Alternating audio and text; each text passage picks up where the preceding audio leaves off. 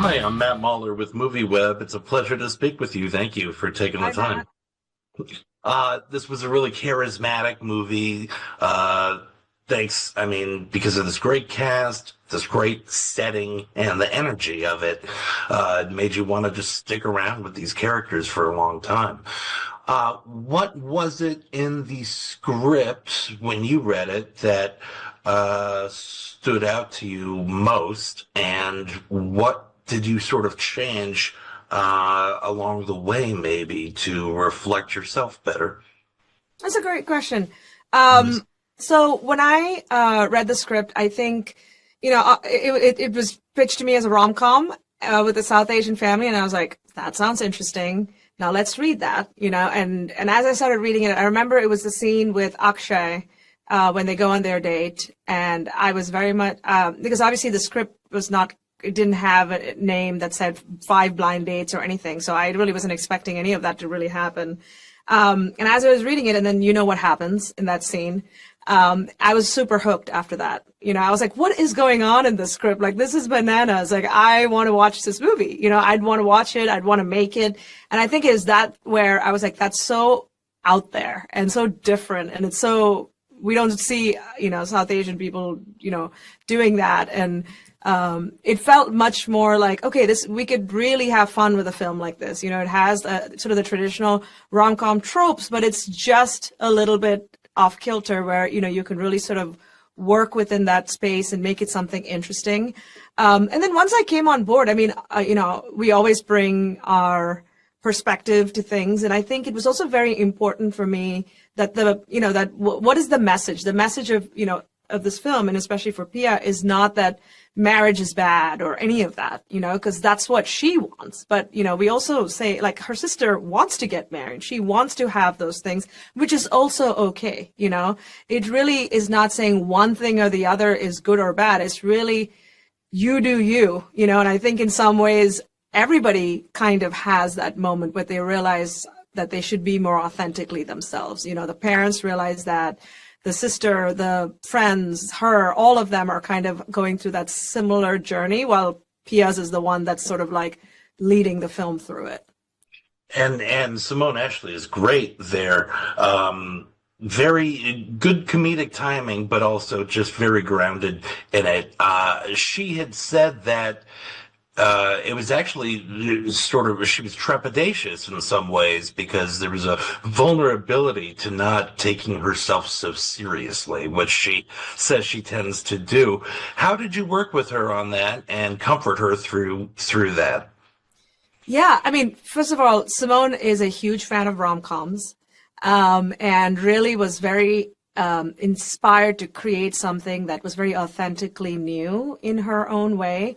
The thing that really surprised me about her in the best way was her willingness to do physical comedy, like she just went for it. There's so many takes of her just like going nuts. Like she tried so many things and it was really kind of surprising to see. It was very easy for her to go there.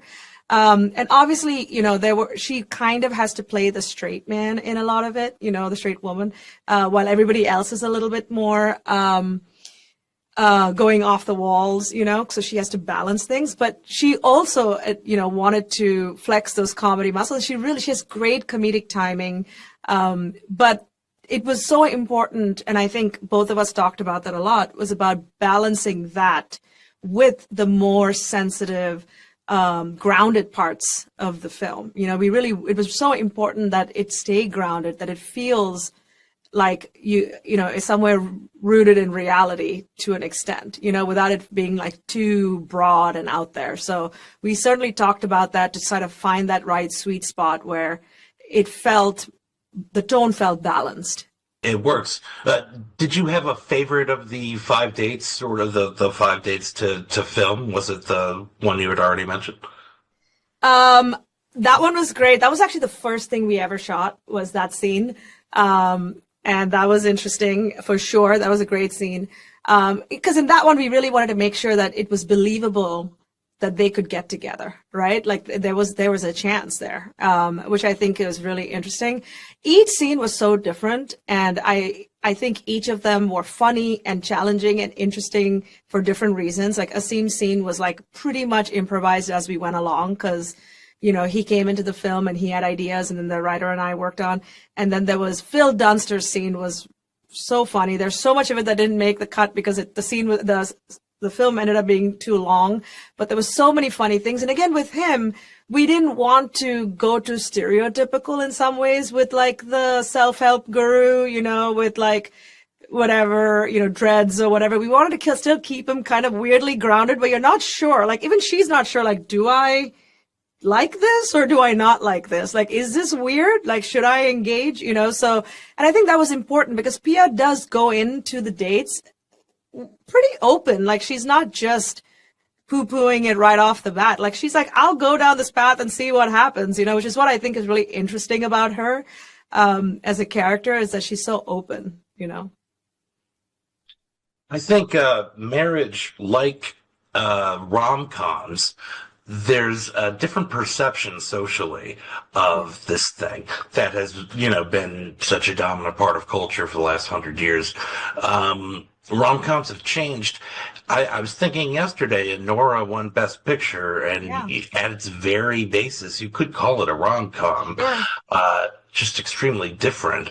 Do you think that's the way for rom-coms to sort of survive and continue to try and create new twists on it? A lot of people have spoken about the death of the rom-com. Do you think it's in trouble, and where does your film fit in? I would say that if you had asked me a few years ago, I'd have said that, yeah, rom-coms are dying. But I feel like they're making quite a comeback. And I think in some ways they're coming back in more of like the traditional way of what we're used to seeing in like the, you know, late 90s, early 2000s. But I also think, like you said, like a film like Honora, I think for the audiences today, right, I think they're, because of the way we approach dating and finding a partner and just sort of like the way life is today, and also how savvy audiences are, you know, I think they want to see something in a genre, but presented to them in a really different and intelligent way so that it just keeps you guessing, you know, where things might go. And I think we are somewhere in the middle. Like, I think we're still have that traditional sort of rom-com feel, but I think there's a lot of like surprises and things done just a little differently. Because there is that family element that's, you know, a little different. And it's not really one-on-one, you know, there's a lot of other dates and things that happen. But I think rom-coms have always been fun, and when done well, they're kind of timeless. You know, you can keep going back to them because they just give you kind of like that good feeling, you know, even though you know how it ends. And I think they're making a comeback, and I'm all for it. Right on. Yeah, same here. Well, thank you. That's my time. I really appreciate you discussing this. I appreciate it. Thank you. Thank you for your questions. Nice meeting you. Thank you. Absolutely. Have a good one.